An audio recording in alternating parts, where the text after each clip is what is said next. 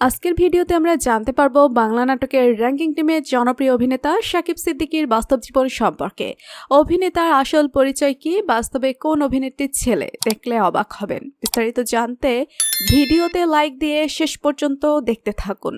শাকিবের পুরো নাম শাকিব সিদ্দিকী, তার ডাকনাম শাকিব। তিনি 2001 সালে বাংলাদেশের চট্টগ্রাম জেলায় জন্মগ্রহণ করেন। সেই হিসাব অনুযায়ী তার বয়স চলছে 24 বছর। শাকিব সিদ্দিকী ইসলাম ধর্মের অনুসারী এবং তার জাতীয়তা বাংলাদেশি। তার উচ্চতা 5 ফিট 6 ইঞ্চি। শাকিব সিদ্দিকীর পেশা হচ্ছে তিনি একজন টিকটকার, ইনফ্লুয়েন্সার এবং ছোট পর্দার জনপ্রিয় অভিনেতা।